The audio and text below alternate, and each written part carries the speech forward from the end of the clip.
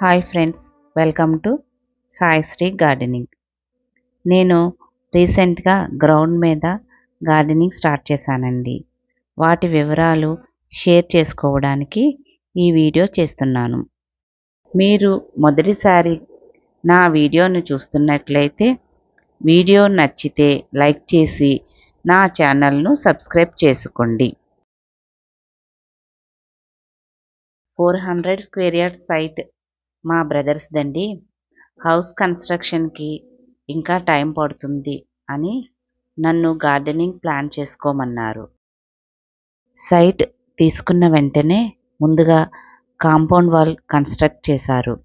తర్వాత mixed red సాయిల్తో సైట్ను fill చేశారు. సాయిల్ను level చేసిన తర్వాత వర్షాలు పడ్డాయి. తర్వాత గార్డెనింగ్ స్టార్ట్ చేశాను.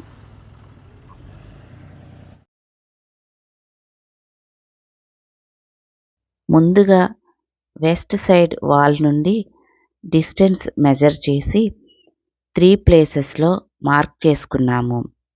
తర్వాత ఆ పాయింట్స్ను కలిపి ఒక లైన్ను ముగ్గుతో వేశాము.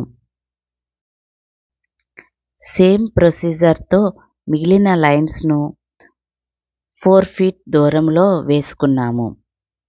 మొక్కల మధ్య 3.5 ఫీట్ దూరం ఉండేలా మార్కింగ్ చేసుకున్నాము. మార్కింగ్ చేసిన చోట హ్యాండ్ ట్రowelతో ఇలా చిన్న గుంతలు తవ్వాము. అన్ని గుంతలు తవ్వడం పూర్తి అయిన తర్వాత వాటిలో ఒక గుప్పెడు vermi compost, 1 spoon steamed bone meal పౌడర్ను వేసుకున్నాము. బోన్ మీల్ పౌడర్ వాడిన వారు అయితే రాక్ ఫాస్ఫేట్ను వాడుకోవచ్చు. హ్యాండ్ కల్టివేటర్తో వర్మీ కంపోస్ట్ను, బోన్ మీల్ పౌడర్ను ఈ విధంగా మిక్స్ చేసి తర్వాత సాయిల్ను వాటితో లూజ్ చేసుకోవాలి. ఈ విధంగా లూజ్ చేసుకొని మొక్కను నాటడం వల్ల మొక్క యొక్క వేరు వ్యవస్థ బాగా విస్తరించి పోషకాలు బాగా అందుతాయి. మొక్క బలంగా ఎదుగుతుంది. నేను వంగనారును తీసుకొని వచ్చి నాటుకున్నాను. ఈ విధంగా తెచ్చుకొని నాటుకోవడం వలన మనకు 25 to 30 డేస్ టైం సేవ్ అవుతుంది. వంగ మొక్కలను గుంతలో పెట్టి ఈ విధంగా నాటుకున్నాము. కొంచెం మొదలు భాగాన్ని ప్రెస్ చేసి మొక్క నిలబడే విధంగా పెట్టుకోవాలి. మొక్కలను కుండీలలో ట్రాన్స్ప్లాంట్ చేసేటప్పుడు లేదా మొక్కను నేల మీద వేసినప్పుడు ఈవినింగ్ టైంలో చేయడం మంచిది. మొక్క మార్నింగ్ టైంకి స్టేబుల్ అవుతుంది.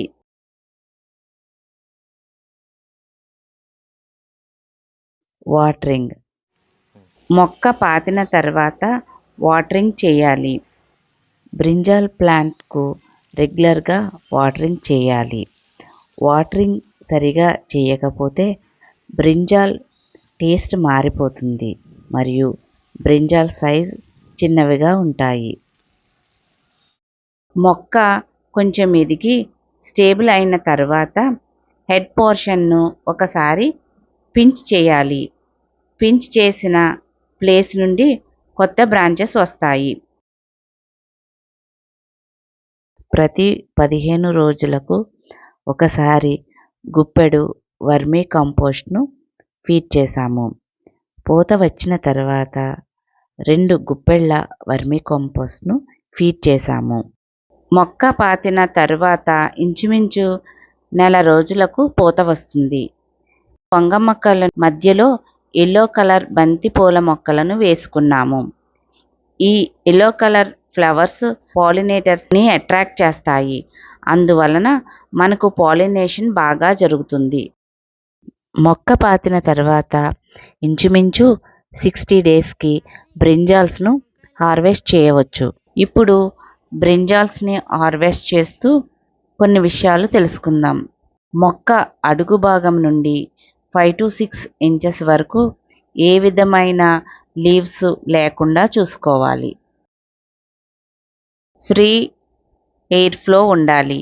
ఈ విధంగా చేయడం వలన పెస్ట్ అటాక్ తక్కువగా ఉంటుంది.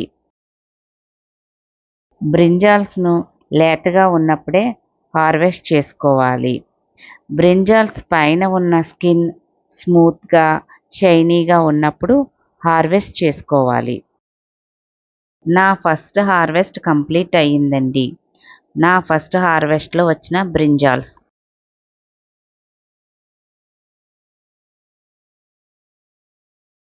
టూ వీక్స్ తర్వాత రెండవసారి హార్వెస్ట్ చేస్తున్నాను చూడండి. వంగ మొక్కకు ఎఫిడ్స్ ఎఫెక్ట్ ఎక్కువగా ఉంటుంది. ఎఫిడ్స్ను కంట్రోల్ చేయాలి అంటే ముందుగా వాటర్ను స్ప్రే చేసి కొద్దిగా తడి ఉన్నప్పుడు బూడిదను చల్లాలి. ఎఫిడ్స్ బూడిదకు బాగా కంట్రోల్ అవుతుంది. ప్రికాషనరీ మెజర్గా ప్రతి వారం ఒకసారి neem oil plus liquid soap solution spray చేసుకోవాలి. Dry leaves, yellow colour leaves, dry బ్రాంచెస్ను ప్రూన్ చేసుకోవాలి. లీవ్స్ను నేలకు తగలనీయకుండా ప్రూన్ చేసుకోవాలి. ఈ విధంగా చేయడం వలన వైరస్ ఎఫెక్ట్ రాకుండా ఉంటుంది. ఈ వంగ మొక్కకు 6 to 8 అవర్స్ సన్లైట్ అవసరం ఉంటుంది. వంగ మొక్కకు బాగా ఈల్డ్ వస్తే బ్రాంచెస్ క్రిందకు వంగిపోతాయి. ఈ టైంలో ఏదైనా సపోర్ట్ ఇస్తే మొక్క వంగకుండా ఉంటుంది. బ్రాంచెస్ విరిగిపోకుండా ఉంటాయి.